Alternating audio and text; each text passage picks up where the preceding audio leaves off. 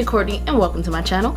In today's video we're going to be talking about the new Huda Beauty Faux Filter Stick Foundation. I don't know what I was about to say. I'm going to basically be giving you guys a demo, wear test, my thoughts, all of that great stuff. I'm going to show you what it looks like with the new hydrating primer as well. So if that sounds like something you are interested in, then please continue to watch.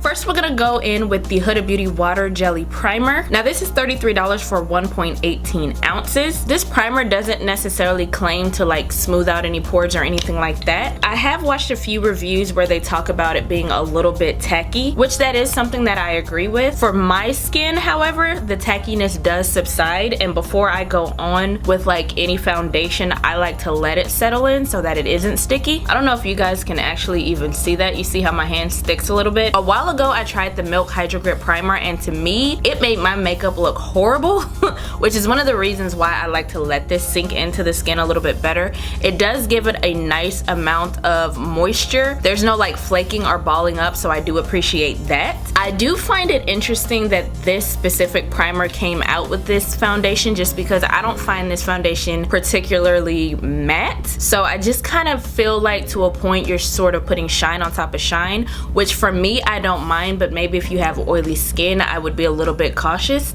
if that makes sense. Alright, so while it's settling in, I'm going to talk about the Huda Stick Foundation. Now this one is $39 for 0.44 ounces. Normally stick foundations are going to have less than an ounce from what I have gathered. My favorite stick foundation of like all time is the Hourglass Vanish Stick Foundation.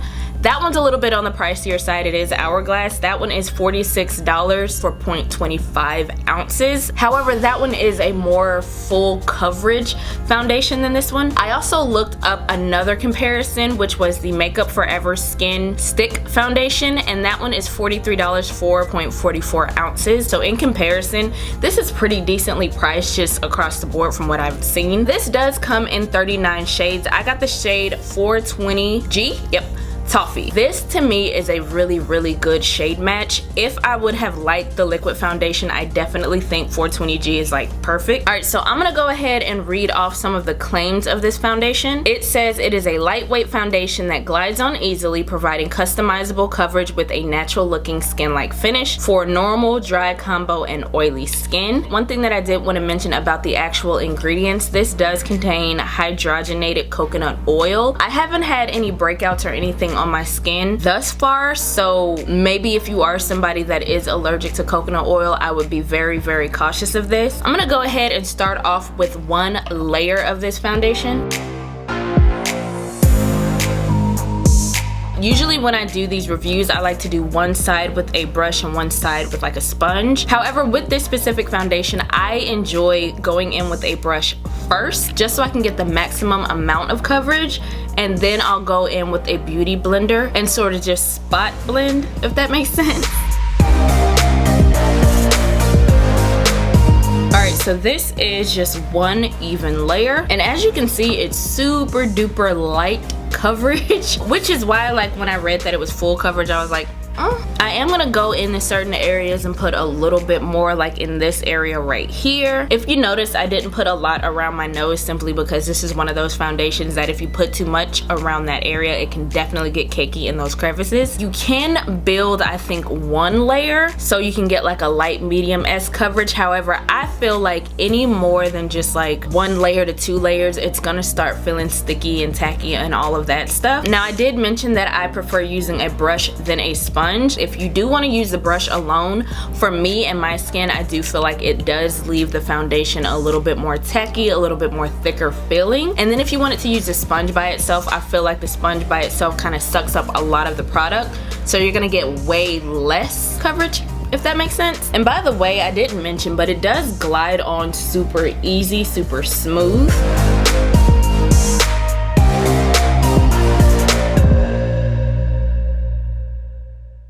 This is basically like a layer and a half, and this is what it looks like. See, I get a little bit more coverage. You see all the glowy and the dewy. It is very skin-like.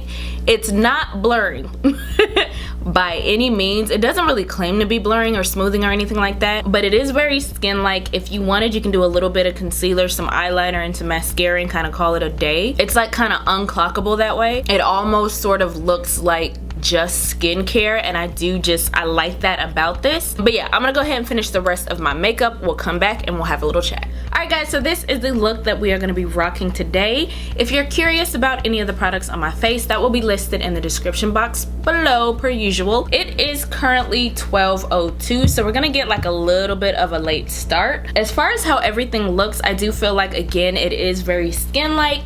It feels lightweight. Everything has blended together nicely. I do have a slight amount of creasing right here, which I do get with this foundation. And as I mentioned, it's not one of those foundations that's going to completely blur out your pores and all of that. It sort of just enhances the look of the skin. If you're somebody that has really, really wide open pores, then this foundation probably isn't going to be your best friend. However, if you just need a little bit of blurring, then I would recommend getting more of a blurring primer to go with it. With all that being said, I'm going to go ahead and get out of here, and we'll do like a 6 to 8 hour wear test. Yeah. Bye. Alright guys, I am back, and this is what my face is looking like.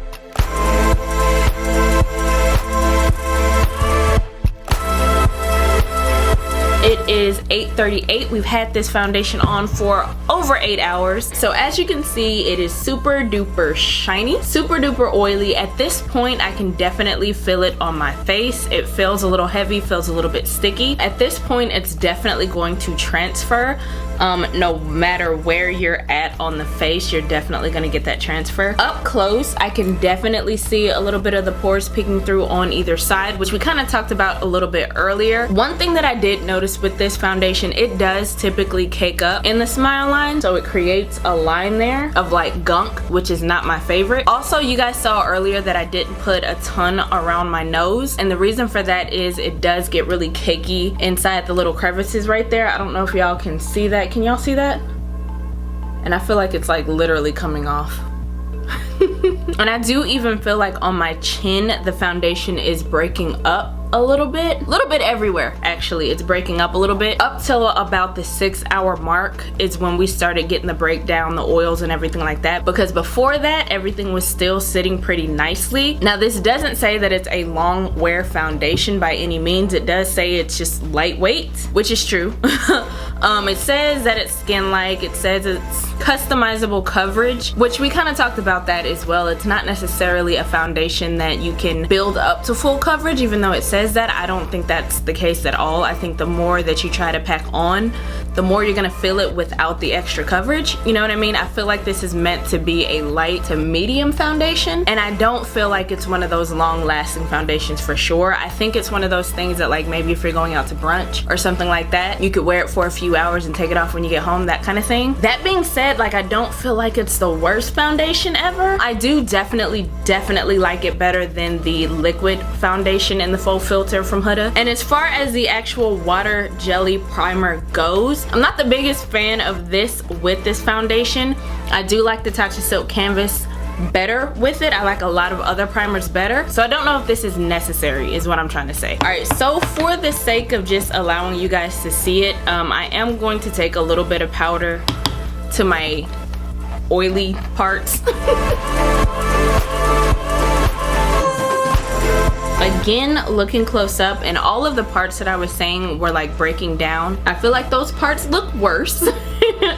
Which is, of course, what I was saying before. Like, it's not a foundation I would recommend trying to touch up. I would just sort of use it for shorter occasion type of situations, because literally all around here I can see like little bits of my skin poking through, and then I can see like the foundation with the oil on top, and I feel like it's not flattering for the skin. The initial wear, as I said before, I think is very beautiful, but again, as time goes on and it sits on my skin, I'm not a fan of it at the end of the day, if that makes sense. Alright guys, that about does it for me. Hopefully this video was helpful in some way. If so, please give me a thumbs up.